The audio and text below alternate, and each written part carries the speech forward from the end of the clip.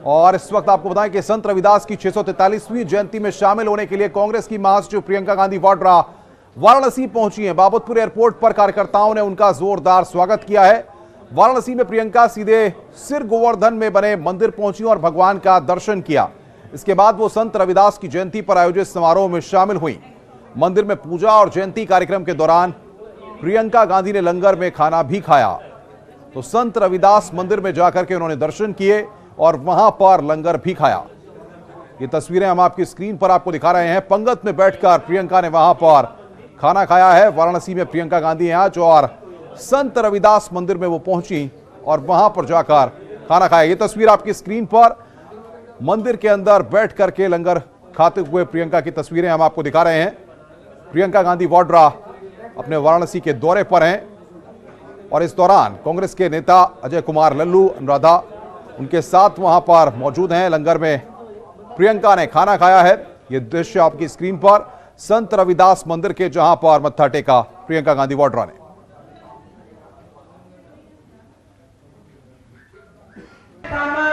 साहेब कमाल सदगुरु श्री रविदास जी महाराज की जयंती पर उनके जन्म स्थान मंदिर की चौखट पर मुझे मत्था टेकने का मौका मिला। यह मेरा बहुत बड़ा सौभाग्य है। सदगुरु कबीरदास जी, सदगुरु रविदास जी ने हम सबको अपनी वाणी और संदेश से हर एक इंसान की बराबरी, भाईचारे और मेहनत की इज्जत करने को सिखाया। उनके दिल में, उनकी वाणी में कोई बैर नहीं। हमारी बहुत पुरानी सोच रही है कि हर इंसान में भगवान दिखता है और इंसान को जात पात, धर्म। वहीं प्रियंका गांधी के रविदास मंदिर जाने पर बीएसपी प्रमुख मायावती ने तंज कसा है। मायावती ने लिखा है कि कांग्रेस, बीजेपी या अन्य पार्टियां उत्तर प्रदेश में अपनी सरकार के चलते संत गुरु रविदास को कभी मान सम्मान नहीं देती हैं, लेकिन सत्ता से बाहर जाने पर फिर ये अपने स्वार्थ में मंदिर आदि में जाकर किस्म किस्म की नाटकबाजी करती हैं। तो यहां पर प्रियंका के दौरे पर और संत रविदास मंदिर में दर्शन को लेकर के यहां पर बीएसपी प्रमुख मायावती ने ट्वीट करके निशाना साधा है और साथ ही साथ यह कहा है कि अगर उनकी सरकार आएगी तो भदोही का नाम एक बार फिर संत रविदास नगर किया जाएगा।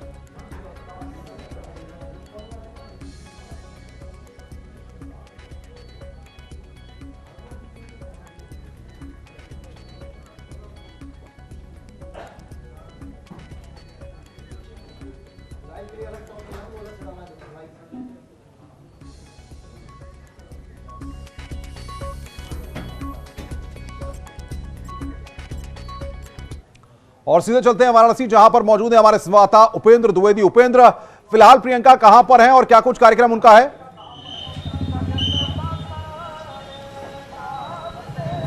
देखिए, प्रियंका अब यहाँ से निकल गई हैं और जो कार्यक्रम था वो भी करीब 3 बजे तक था। और तो अब श्रद्धालु जो अनुयायी हैं, जो करीब 24 प्रांतों से भारत के और न केवल भारत से बल्कि विदेशों से भी यहाँ पहुँचे थे, तो अब उनके जाने का सिलसिला शुरू हो गया है। और देखिए, इस स्थान का महत्व तो ये है कि ये संत रविदास का जन्म स्थान है और जो खास वोट बैंक था कांग्रेस का, दलित वोट बैंक, तो इस पूरे कार्यक्रम के जरिए प्रियंका ने एक बार फिर अपने उस खोए हुए जनाधार को सींचने का काम किया है। और इसकी महत्व ये है कि साल 2008 में खुद 21 फरवरी को पूर्व मुख्यमंत्री उत्तर प्रदेश मायावती भी यहां पहुंची थी। उन्होंने सोने की पालकी का अनावरण किया था।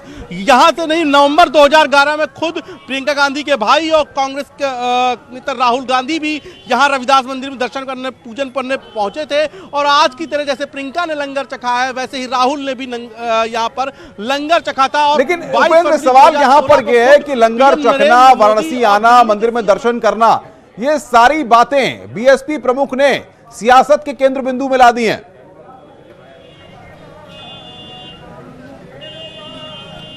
देखिए, मैं जैसे सुबह से अनुपम कह रहा था कि भले ही कांग्रेस और खुद प्रियंका इस बात से इंकार करें कि यह केवल आस्था का और धर्म का विषय है, लेकिन जिस तरीके से भारतीय राजनीति में मंदिर, मठ और देवता की एंट्री हुई है, उससे यह तो साफ है कि यह सिर्फ और सिर्फ धर्म तक नहीं है। गंगा किनारे की नदी उसके ये बसा हुआ सीर गोवर्धनपुर है, तो यहाँ की जो हलचल है वो सियासी हलचल है और खुद पूरे देश दुनिया का सबसे बड़ा, जो जिसे कह सकते हैं रैदासियों का और दलितों का सबसे बड़ा ये पवित्र स्थान है। दूसरी बात जो मैं सुबह से कह रहा था कि प्रियंका का लगातार वाराणसी दौरा, जहां जिस साल 2014 के बाद जब प्रधानमंत्री नरेंद्र मोदी यहां से सांसद हुए, उसके बाद से बनारस के बारे में एक सियासी कहावत है कि बनारस में अगर कील भी गिरती है तो उसकी खनक जो है दिल्ली में गूंज की तरह सुनाई देती है। तो ये पूरा ताना बाना जो है, सियासी ताना बाना, इसी सियासी ताने बाने पर प्रियंका गांधी की स्क्रिप्ट लिखी गई है। साल जो अगला चुनाव आने वाला है उत्तर प्रदेश का, उसको लेकर तो उसी कड़ी में प्रियंका गांधी। लेकिन आपको लगता नहीं है प्रधानमंत्री का संसदीय क्षेत्र है और प्रियंका की उत्तर प्रदेश में सक्रियता, लगातार मंदिरों में जाना, दर्शन करना, एक मैसेज देना आने वाले वक्त के लिए उत्तर प्रदेश की सियासत में एक बड़ा इवेंट साबित हो सकता है? बिल्कुल, देखिए जिस तरीके से प्रियंका का पिछला दौरा देखिए कि वो जो सीए के विरोध में जो जेल गए थे प्रदर्शनकारी, उनसे मिलने आना था, लेकिन वो सबसे पहले गई राजघाट के रविदास मंदिर और उसके बाद उन्होंने सीए के जो प्रदर्शनकारी थे उनसे मुलाकात की, उसके बाद पंचगंगा घाट पे गई और आज वो संत रविदास के जन्मस्थली पे आई। हालांकि हर साल मीरा कुमार यहाँ पर आती थी, जो कांग्रेस की भारत की पूर्व लोकसभा अध्यक्ष थी, कांग्रेस की सीनियर लीडर हैं, लेकिन इस बार खुद प्रियंका आई, इससे पहले राहुल गांधी आए थे। तो यानी कि ये तो साफ है कि जो उत्तर प्रदेश का रण है उसमें कांग्रेस का योद्धा खुद प्रियंका गांधी होंगी और इसीलिए पूरी जो स्क्रिप्ट लिखी जाती है प्रियंका गांधी के दौरे की, वो इसी को नजर में रखते हुए लिखी जाती है। बिल्कुल उपेंद्र, आप नजर बना के रखिए, आगे भी हम आपसे अपडेट लेते रहेंगे। उपेंद्र बता रहे हैं कि इस तरीके से सियासी माहौल भी लगातार गरमाया हुआ और इससे पहले काशी में आकर के तमाम नेता संत रविदास मंदिर में दर्शन भी कर चुके हैं। आगे बढ़ते हैं। वाराणसी में प्रियंका गांधी जब संत रविदास जन्मस्थली से दर्शन और लंगर छकने के बाद सत्संग के लिए पंडाल की ओर जा रही थी, उसी वक्त उनके जुलूस के पीछे झंडा लेकर चल रहे कांग्रेस कार्यकर्ता झंडा लहराने की कोशिश करने लगे। इस दौरान संत रविदास के अनुयायियों से उनकी मारपीट हो गई। उन्होंने कार्यकर्ताओं से झंडा लेकर वहां पर फेंक दिया। ये तस्वीरें हम आपकी स्क्रीन पर आपको दिखा रहे हैं। झंडा लहराने पर किस तरीके से वाराणसी में विवाद हुआ, कांग्रेस के कार्यकर्ता से संत रविदास के अनुयायियों की वहां पर मारपीट हुई। झंडा लहराने को लेकर यह पूरा विवाद वहां पर हुआ और यह दृश्य आपकी स्क्रीन पर। कार्यकर्ता से झंडा लेकर के वहां पर फेंक दिया गया। आपको बता दें कि प्रियंका गांधी वाराणसी में है, जुलूस में यह कार्यकर्ता वहां पर जा रहा था, इसके हाथ में झंडा था। संत रविदास के अनुयायियों ने वहां पर इसे झंडा छीनने की कोशिश की और इसको लेकर दोनों के बीच में वहां पर विवाद हुआ, जैसा कि इन तस्वीरों में आप देख रहे हैं।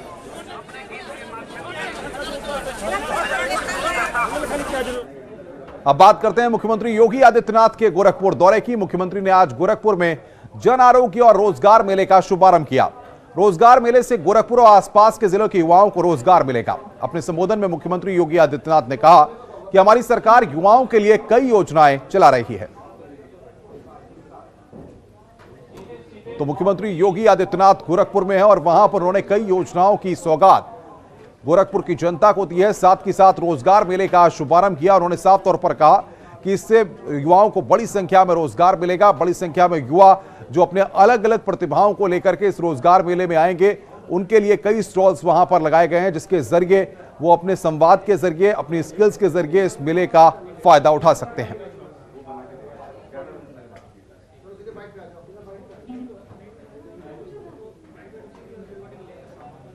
1000 करोड़ रुपए का निवेश होगा और 5 लाख युवाओं को सीधे सीधे नौकरी और रोजगार उन संस्थानों में प्राप्त होगा जो प्रदेश के अंदर हम लोग डिफेंस मैन्युफैक्चरिंग कॉरिडोर के माध्यम से निवेश लाने में सफल होंगे। कि अगर आप देखेंगे हर एक जिले में कुछ ना कुछ नई चीज हम लोगों ने देने का प्रयास किया।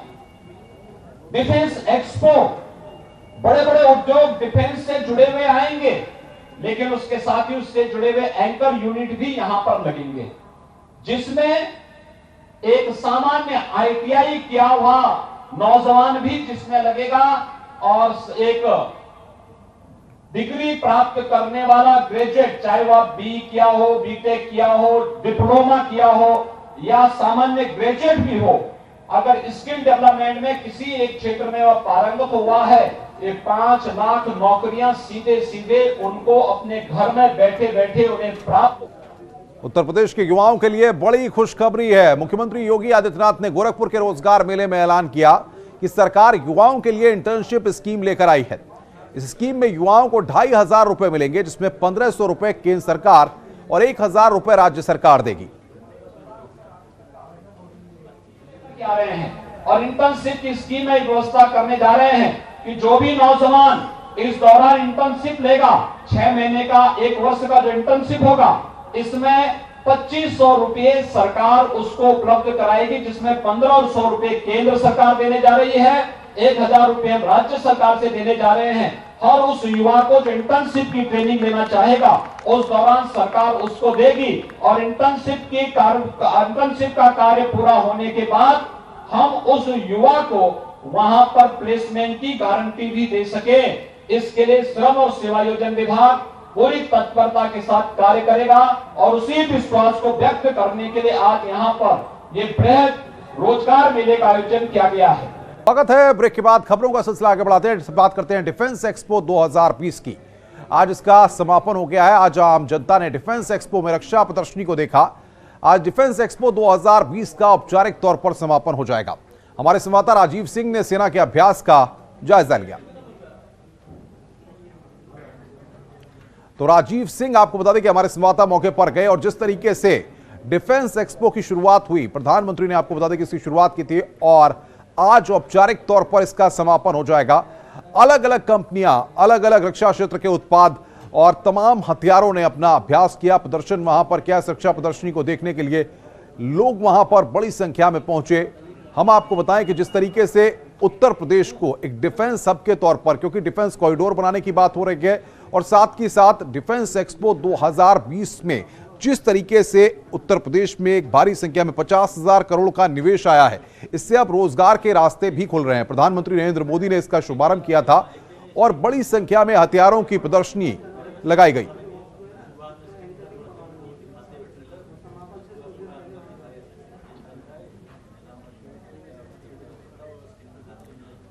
समापन से कुछ देर पहले का जायजा लिया हमारे संवाददाता ने।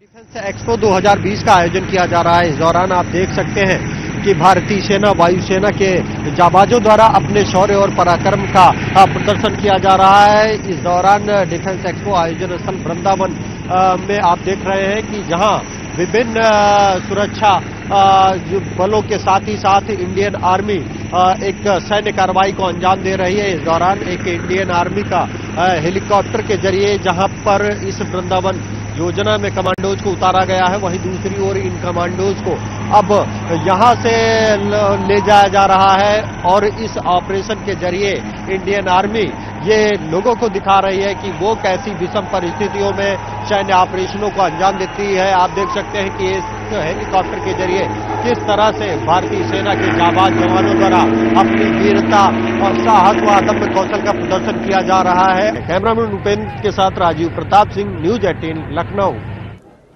तो डिफेंस एक्सपो का समापन हो गया, लेकिन कुछ देर पहले जब सेना वहां पर अभ्यास कर रही थी तब हमारे संवाददाता राजीव सिंह वहीं पर मौजूद थे। उन्होंने वहां की स्थितियों का जायजा लिया और जिस तरीके से आपको बताएं कि अब बात कर रहे हैं हम ऑटो एक्सपो की। ग्रेटर नोएडा में ऑटो एक्सपो की धूम है। आज ऑटो एक्सपो का 5वां और आखिरी दिन है। नई टेक्नोलॉजी से सजी कारें मेले की रौनक बढ़ा रही हैं। सुरक्षा की डिमांड के चलते कारों को स्पेशल फीचर्स दिए गए हैं। कई कंपनियों ने बाजार में अपने नए मॉडल उतारे हैं।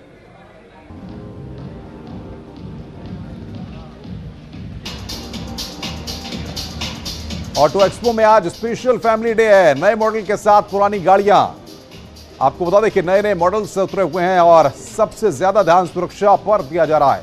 आप देख सकते हैं कि रफ्तार में आज स्पेशल फैमिली डे है। हमारे संवाददाता अमित शुक्ला मौके पर गए और वहां पर जायजा लिया। ऑटो एक्सपो 2020 का आज 5वां दिन है और आम लोगों की एंट्री का दूसरा दिन है। मतलब कल एंट्री शुरू हुई थी और आज दूसरा दिन है।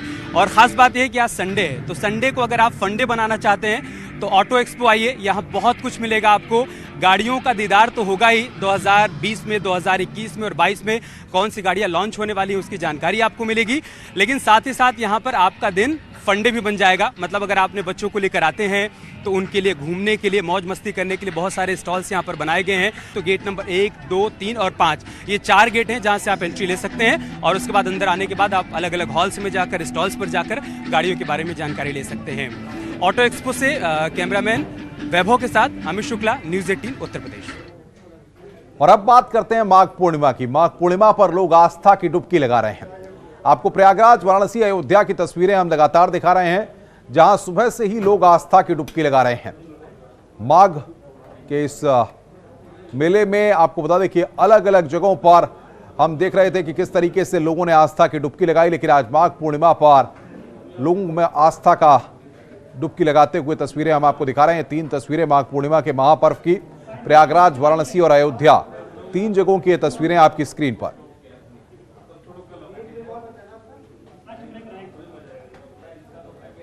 आज आए तो पूर्णिमा के दिन बहुत अच्छा लगा नहा के।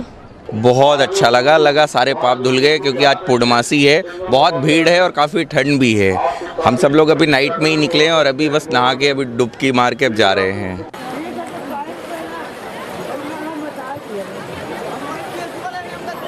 तो वाराणसी के दशाश्वमेध घाट पर भीड़ देखी गई। गंगा स्नान का अपने आप में एक विशेष महत्व है और माघ पूर्णिमा के मौके पर इस महापर्व पर बड़ी संख्या में श्रद्धालु पूजा अर्चना करते हुए और गंगा स्नान करते हुए देखे गए। दूर दूर से लोग प्रयागराज और काशी में पहुंचे और शुभ मुहूर्त में स्नान किया।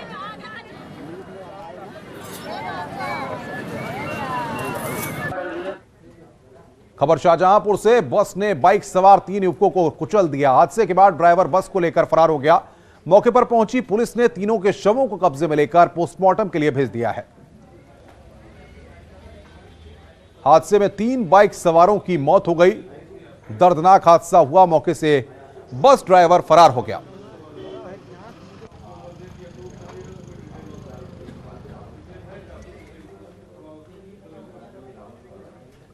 बागपत के ईस्टर्न पेरिफेरल एक्सप्रेसवे पर बड़ा हादसा हो गया। कोहरे के चलते 20 से ज्यादा कारें और ट्रक आपस में टकरा गए। हादसे में 30 से ज्यादा लोग घायल हुए हैं। बागपत की तस्वीरें, भीषण सड़क हादसा हुआ। 20 से ज्यादा कारें, आपको बता दें कि, और ट्रक वहां पर आपस में भिड़ गए। 30 से ज्यादा लोग इस हादसों में घायल हुए हैं। वहां पर कोहरे की वजह से यह हादसा सामने आया है।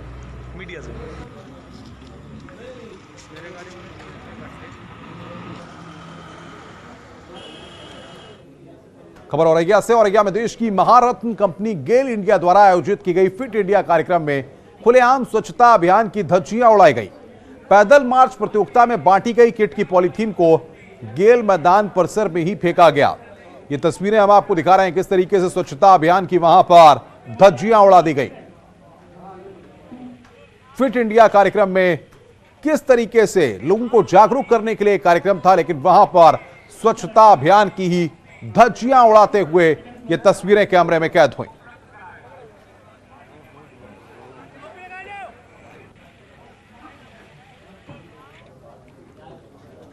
इस बुलेटिन में फिलहाल इतना ही। नमस्कार।